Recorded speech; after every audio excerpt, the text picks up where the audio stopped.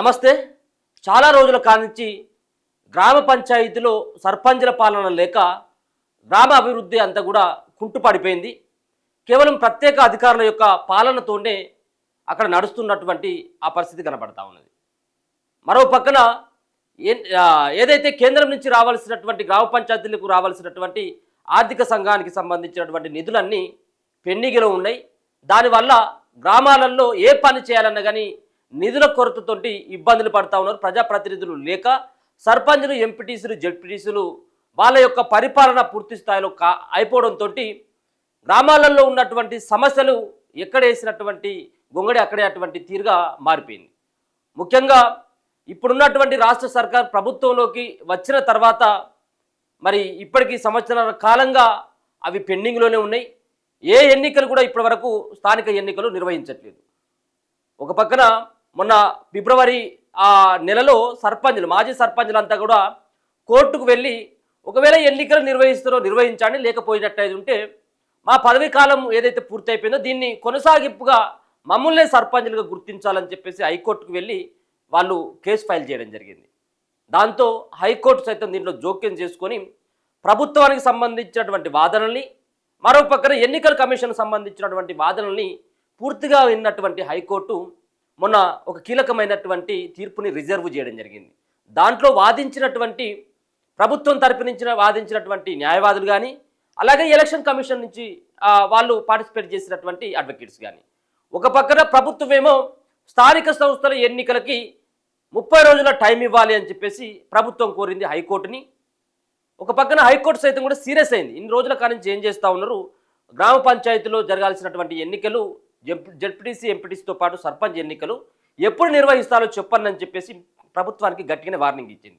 దాంతో 30 రోజులలో మేము ఎన్నికలు నిర్వహిస్తామని చెప్పేసి ప్రభుత్వం చెప్తే, లేదు 60 రోజుల టైం ఇవ్వాలంటూ ఎన్నికల కమిషను హైకోర్టును కోరడం జరిగింది. దీంతో ఈ యొక్క ముగ్గురి పక్షాలు ఎవరైతే ఉన్నారో సర్పంచుల పక్షాన వీళ్ళ ప్రభుత్వం, అలాగే మరో పక్కన ఎలక్షన్ కమిషన్ సంబంధించినటువంటి వాదనలు విన్నటువంటి దాని తర్వాత హైకోర్టు సంబంధించినటువంటి తీర్పుని రిజర్వ్ చేసి ఈరోజు ఆ కీలకమైనటువంటి తీర్పునేసి ఇవ్వడం జరిగింది. ఒక పక్కన వాళ్ళు 30 రోజులు అడిగి వీళ్ళు 60 రోజులు అడిగితే ఇప్పుడు హైకోర్టు 90 రోజుల టైం ఇచ్చింది. 90 రోజులలో మీరు ఎన్నికలు జరపాల్సినటువంటి అవసరం ఉంది అని చెప్పి ఒక కీలకమైనటువంటి తీర్పు ఇచ్చింది. అంటే ఈ 90 రోజులలో ఖచ్చితంగా ఎన్నికలన్నీ అయిపోవాలి. సర్పంచ్ ఎన్నికలు కానీ, ఎంపీటీసీ ఎన్నికలు కానీ, జెడ్పీటీసీ ఎన్నికలు కానీ ఈ 3 నెలల్లో అయిపోవాలి. 3 నెలల లోపే అయిపోవాలి. అందుకని చెప్పేసి ఇప్పుడు ప్రభుత్వానికి ఇంకా చాలా టైం ఉంది, ఇంకా 3 నెలల టైం ఉంది. ఇప్పుడు ఏదో హైకోర్టు గట్టిగా మొట్టికాయలు వేసినంత మాత్రాన ఆగ్రహం వ్యక్తం చేసిన తర్వాత మరి ఇంకా 15 రోజుల టైము, 20 రోజుల టైం పెడితే కొంత ఇబ్బంది అయ్యేదేమో. కానీ హైకోర్టు సైతం 90 రోజుల టైం ఇచ్చింది కాబట్టి ఇంకా ప్రభుత్వానికి ఇంకా చాలా టైం ఉంది. అయినప్పటికీ ఇప్పుడు ఉన్నటువంటి ఈ సిచ్యువేషన్స్ ప్రకారం ఏదైతే ఇందిరమ్మ ఇండ్లకు కానీ, మరో పక్కన రైతు భరోసా పైసలు విడుదల చేస్తున్నటువంటి ఈ తరుణంలో రైతు భరోసా పైసలు ఇప్పటికే 8,500 కోట్ల రూపాయలని రైతుల యొక్క ఖాతాలో వేయడం జరిగింది. ఇది ఎన్నికలకు వెళ్తూ ఉన్నారు కాబట్టి ఎన్నికల స్టంట్గా దీన్ని చూడవచ్చు ఖచ్చితంగా. ఇక ఇప్పుడు మళ్ళీ ఇంకా 2-3 నెలల టైం పెట్టినట్టయితే ఇంకా ప్రభుత్వం మీద కొంత వ్యతిరేకత పెరుగుతుంది. ఇప్పుడు వేసినటువంటి పైసలను రైతులంతా మర్చిపోతారు. అందుకని చెప్పేసి ప్రభుత్వం సైతం అందుకే 30 రోజులు తెలివిగా టైం అడిగింది. 30 రోజులలో ఎన్నికలు జరిపినట్టయితే ఉంటే ఇబ్బంది ఉండదని.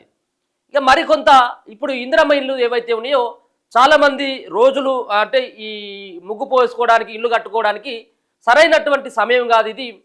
ఈ ముహూర్తాలు బాగున్నాయి కాబట్టి చాలామంది ఇంట్లో వచ్చినటువంటి వాళ్ళు కూడా ముగ్గు పోయకుండా, పునాదులు తీయకుండా ఆపిల్లు, రోజులు బాగాలేవు అని.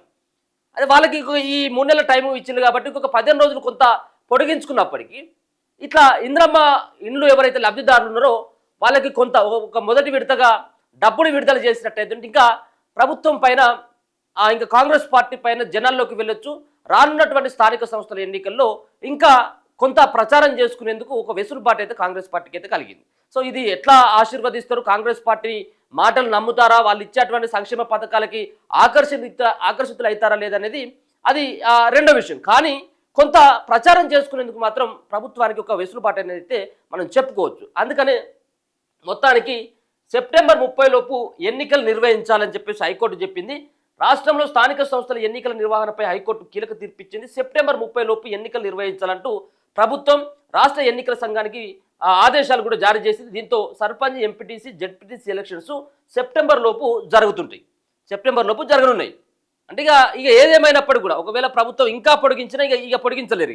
ఏమున్నా కానీ ఈ 3 నెలల్లోనే సర్పంచ్ ఎన్నికలు, ఎంపీటీసీ ఎన్నికలు, జెడ్పీటీసీ ఎన్నికలు ఈ యొక్క 90 రోజుల పీరియడ్లలో అయిపోతాయి.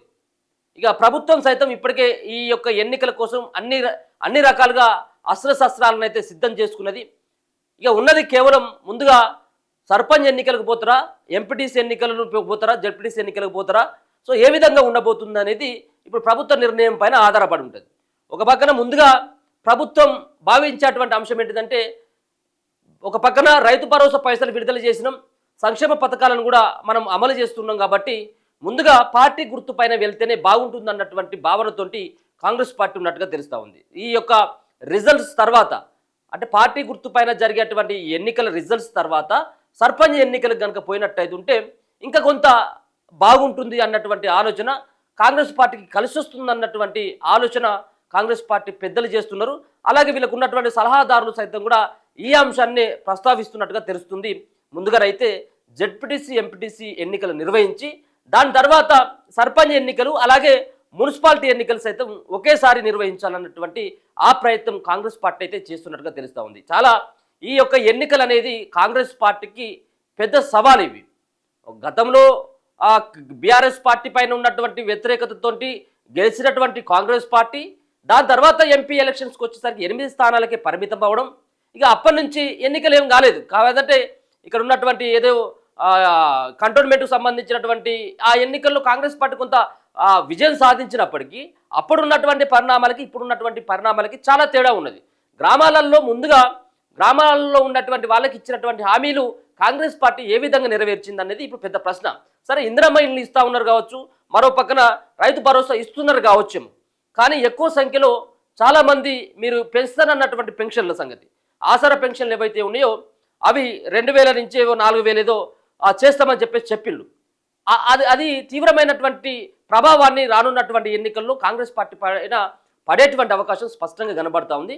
దాంతోపాటు తులం బంగారం, మహిళలకు సంబంధించినటువంటి పెళ్లిళ్ళు చేస్తే అదనంగా తులం బంగారం ఇస్తామని చెప్పేసి ప్రభుత్వం హామీ ఇచ్చింది. అంటే ₹1,00,000 1,16,16 ఇచ్చినటువంటి గత సర్కార్ కంటే ఇంకో తులం బంగారం మేము ఎక్కువ ఇస్తాం ప్రభుత్వంలోకి వచ్చిన తర్వాత అంటే ఇంకొక ₹1,00,000. తులానికి ఇప్పుడు ఆల్రెడీ 1,00,000 దాటిపోయింది. 1,00,000 దాటిపోయింది. ఇప్పుడు కళ్యాణ లక్ష్మి ఇచ్చేటువంటి ఈ ₹1,16,00 కంటే ఎక్కువగా ఇప్పుడు తులం బంగారానికి ఎక్కువైపోయింది. దాదాపుగా 1,01,000 1,02,000 అయింది. వీళ్ళు ఇచ్చేదో ₹1,16,00 మాత్రం అప్పుడు ఇచ్చేది.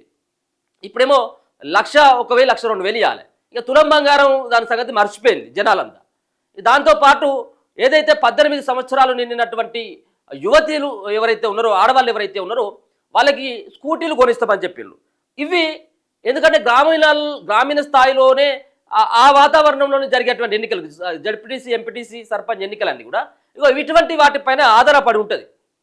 చాలామంది గ్రామాలలో ఉన్నటువంటి వాళ్ళంతా కాంగ్రెస్ పార్టీ వైపు ఎందుకు చూసింది. ఇప్పుడు ఈ హైదరాబాద్ సంబంధించినటువంటి నగరంలో కాంగ్రెస్ పార్టీకి ఎక్కడ కూడా సీటు రాలేదు. 1-2 మినహాయిస్తే ఈ సిటీ పరిసరాల్లో ఎక్కడ కూడా రాలేదు. ఎక్కడ వచ్చినా ఎక్కువ సీట్లు కాంగ్రెస్ పార్టీకి గ్రామీణ ప్రాంతాల్లో ఉండేటువంటి జిల్లాలలో ఉండేటువంటి అక్కడనే ఎక్కువ సీట్లు వచ్చినాయి. ఎందుకు వచ్చినాయి ఎక్కువ సీట్లు అంటే రైతు భరోసాని 5,000 నుంచి 7,500 చేస్తామని చెప్పిండు. అంటే వాళ్ళు 2 సీజన్లు కలిపి 10,000 ఇస్తే మేము 15,000 ఇస్తామని చెప్పిండు. అదొకటి. ₹2,00,000 వరకు మేము రుణమాఫీ చేస్తామని చెప్పిండు. అది ఒకటి. మరో పక్కన వికలాంగులకు కానీ వృద్ధులకు కానీ వాళ్ళకి పెన్షన్లు పెంచుతామని చెప్పిండు. అయితే ఈ యొక్క 3 మొన్న జరిగినటువంటి ఎన్నికల్లో ప్రభావం చూపినాయి. ఈ సంబంధించినటువంటి హామీలకి గ్రామాలలో ఉండేటువంటి వాళ్ళు అటువైపు మొగ్గు చూపిళ్ళు. మరి ఇప్పుడు అవే అమలు కాలేదు. వాళ్ళకి ఇస్తానన్నటువంటి అసలైనటువంటి హామీలే అమలు కాలేదు. కాబట్టి మరి ఇది కాంగ్రెస్ పార్టీకి అయితే ఒక పెద్ద సవాల్గా చెప్పుకోవచ్చు. ఏదేమైనా ఇన్ని రోజుల కానుంచి ఊరిస్తూ వచ్చినటువంటి సర్పంచ్ ఎన్నికలు ఇగొచ్చే అగొచ్చే అని చెప్పేసి ఏదైతే అంటా ఉన్నామో ఇక ఇగొచ్చే లేదు.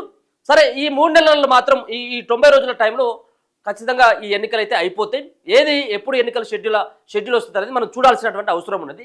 ఒక పక్కన ఈ మంత్లోనే ఎండింగ్లో, ఆల్రెడీ ఇప్పుడు ఇది మంత్ ఎండింగే, ఈ ఎండింగ్లోనే ఎన్నికల షెడ్యూల్ వస్తుంది. రానున్నటువంటి జూలై నెల 2-3 వారాల్లో సర్పంచ్ ఎన్నికలు లేకపోతే ఎంపీటీసీ, జెడ్పీటీసీ ఎన్నికలు అయిపోతాయి కావచ్చు అనుకున్నాం.